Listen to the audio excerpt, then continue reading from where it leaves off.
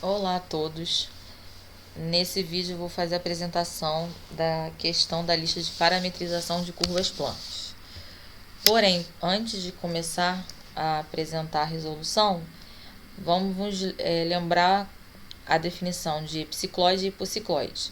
No caso do epicicloide, a gente considera dois círculos, gama e C, de raios R e R', respectivamente, de modo que gama e C só se tocam em um ponto, que é o ponto P. Tangenciam nesse ponto, no caso. Os pontos do círculo C, que não são o próprio P, eles estão no exterior do círculo gama. E aí a gente vai chamar de epicicloide o lugar geométrico descrito pelo ponto P, quando a curva C rola sobre a gama sem deslizar. E aí nós vemos aqui alguns exemplos de epicicloides. Já o hipocicloide, a gente também vai considerar duas curvas gama e C de raios R e R', porém, quais vão ser as características? R' menor que R', gama e C se tocam apenas em um ponto, os pontos de C diferentes de P estão no interior de gama. Nós chamamos de hipocicloide o lugar geométrico descrito pelo ponto P quando C rola sobre gama sem deslizar, mantendo todos os seus pontos na região limitada por gama. E aí nós vemos alguns exemplos de hipocicloides, tá?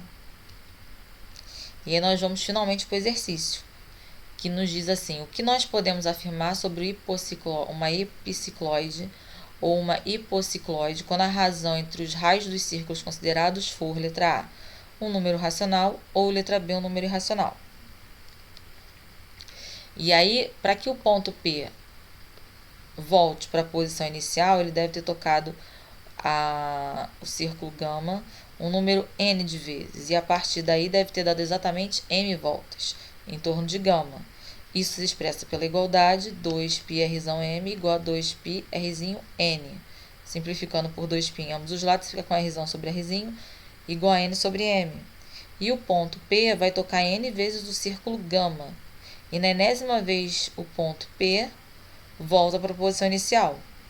E a partir daí o círculo C já deu m voltas ao redor de gama. E se essa razão é um número racional, então o ponto P vai voltar para sua posição original em algum momento. Se não, ou seja, se essa razão for um número irracional, nunca vai voltar para a posição inicial. E o gráfico vai ficar para sempre sendo construído, ele não tem fim. Tá? Então, eu trouxe aqui uma animação do GeoGebra que mostra a construção do hipocicloide e do epicicloide, tá? E aí ele vai aumentando esse parâmetro, a quantidade, né? E aqui eu coloquei as fontes.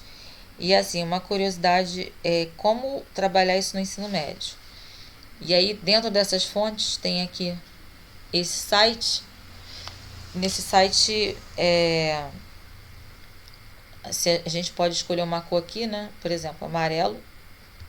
Clicar aqui e ir girando.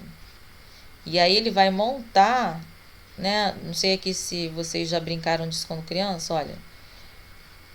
Ele vai começar a montar esse tipo de construção. Posso chegar aqui, pintar de azul, botar aqui, começar a rodar. Né? É uma brincadeira, pelo menos da minha época quando criança, mas que serve de motivação ou como uma possível aplicação desse assunto no ensino médio. E aí achei bem interessante para justamente dar como uma motivação ou um exemplo de aplicação bem prático, né? A gente tem uma coisa chamada mandalas, que são feitos em cima desse tipo de construção, que são interessantes, enfim.